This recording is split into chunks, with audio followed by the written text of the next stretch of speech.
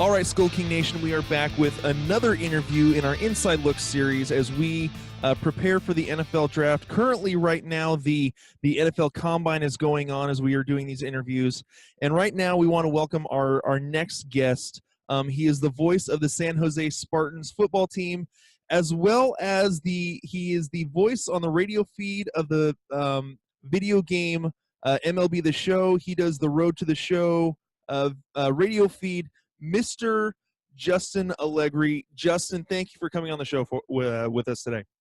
Well, thank you so much for a great introduction. You can drop the mister. That's just fine, but thanks for having me on. Not a problem. I do it with everyone, so. So let's talk about Josh Oliver. He hasn't really gotten as much publicity, I think, as a lot of some of the tight ends. Like recently, we just did an interview with Iowa about their two tight ends, Noah Fant and T.J. Hawkinson.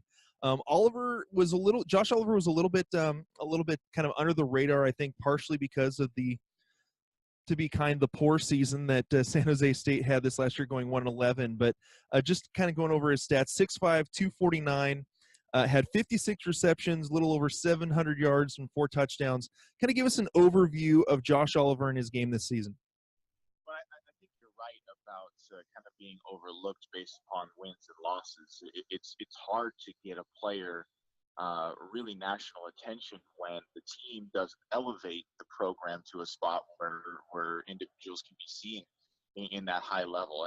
And I think Josh, over the last 2 years, file him underneath that category because the Spartans just haven't had the wins or even been up there in the tops of the Mountain West Conference. But in terms of what he can do and his capabilities as a tight end, he's every bit of an NFL guy. I mean, he passes the eye test. He puts in all kinds of work in the weight room. One of the hardest workers I've ever seen in the weight room. He can run with a DB. He can play underneath. He can pass block. He can kind of do it all, and he's a great receiver. He's really worked on that over the years.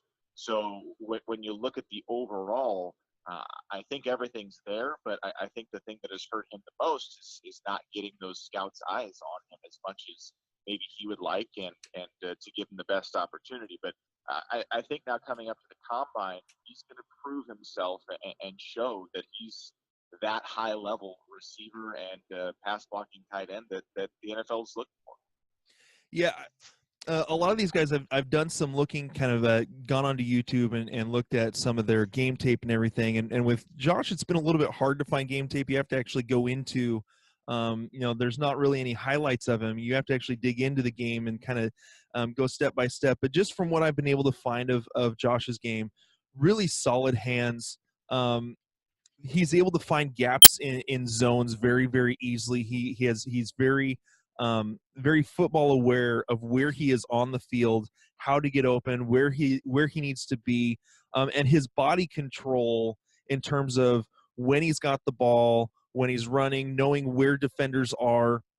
Just his situational awareness seems to be very, very good as a tight end. Yeah, I think that assessment's pretty fair. I mean, he's a guy that gets in the film room and really, really studies each opponent. And you're right. When he gets out in the open, 6'5", 250 is what he was listed last year. I'm sure that's changed going into the camp here. But he's a guy that can run like a wide receiver, can move like a wide receiver when he's out in the open, and he can shed a block like a big tight end. So he's kind of this combination of athletic and power that you're looking for in the NFL. But at the same time, I think you touched on it the best. I think his route running is tremendous, just because he does spend so much time in the film room and does spend so much time with the coaching staff, the quarterbacks, and with the wide receivers about who he needs to put himself in a position to be that option at a tight end position. I just think that overall he's putting in all the work he needs to do, and his football IQ, as we call it, is something that rose above the rest here at San Jose State at that position. Now, I noticed that for Josh Oliver, when he's lined up in the offense, he's lined up everywhere, whether it's in the backfield, kind of that H-back as a lead blocker, or to kind of go into motion. They put him split out wide. They put him kind of in a flanker to kind of move back and forth. He runs in line. He seems to be, for the most part, used everywhere in terms of the offense. Yeah, and I think because he was probably the biggest threat in terms of being able to catch passes last year. There was a few injuries in our wide receiving core, and so we asked Josh to do a lot, and it didn't seem like he was a traditional tight end in that sense. He caught 56 passes, which led the Spartans by close to 20 overall receptions. So there was a lot of balls thrown at Josh Oliver last year, and if you have that many targets, you have to try and vary the looks that you're giving defenses, and I think that's where you see him line up in the slot or line up just off of the line or line up even as a split wide receiver. So you had to vary those looks, and it's a testament to his game because they could give him those type of options and line him up in different positions and really kind of give a variety to the defense. And it's a testament to him because he's able to do it. Not a lot of tight ends would be able to play those types of roles in an offense, but he was able to flourish in almost every style that they threw at him last year. All right, and just a couple more things. Tight ends are asked to do a lot of blocking. Just kind of give a little bit of an assessment in terms of his blocking, not only in the pass game but also in the running game.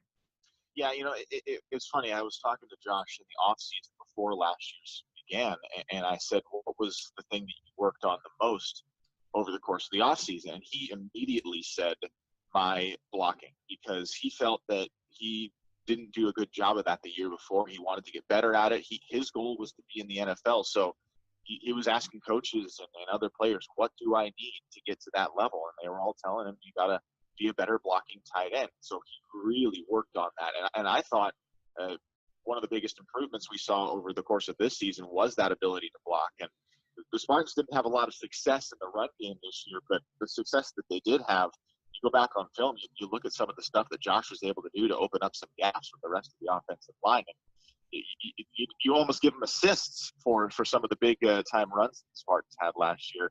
And the same can be said in the passing game. The Spartans had some injuries, as I mentioned, on the wide receivers, but Josh was able to pass, protect, and allow for other opportunities throughout the course of the season. So to me, year over year, you talk about the offensive numbers, but it's those moments where you see him blocking and really getting down to the nitty gritty to something that's not going to show in stats that proves he put in a lot of work over the course of the offseason.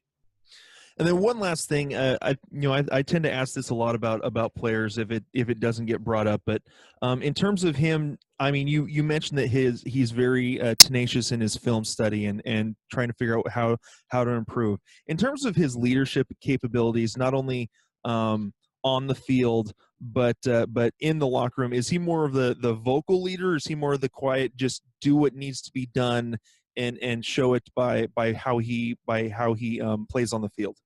Yeah, he's a lead by example type of player. He's not super vocal. When you get him into the weight room or in the locker room, he's probably one of the biggest players there, but he's not one of those guys that's going to be yelling, motivating, pushing on other players to get going. He's just there to do his work, and guys watch him do his work because it's impressive. And I think he tries to lead by that example to set the pace for the rest of the players that are trying to get to that level. And leaders lead in different ways, and I think his style of doing it works really well. But he's not a guy that's going to get up in your face and really going to talk a lot about his game. But he's a guy that's just going to lead by example and try and set that tempo for the rest of the team. All right. Well, Justin, I want to thank you for giving us some of your time to talk about Josh Oliver and what he could possibly do at the next level as we get ready for the NFL draft. Again, thank you for giving us some of your time. And as I've said at the end of all my interviews, it's always an honor and a pleasure to be able to talk with so many who have been able to see the game and see these players at a much more intimate level and a more consistent level, so that we can kind of spread the knowledge of some of these players to football fans that maybe haven't been able to see some of these guys. So again, thank you, Justin, for giving us some of your time. Ryan, the pleasure's mine. Keep doing the great work, and good job all around covering the upcoming NFL draft. All right. Thank you so much.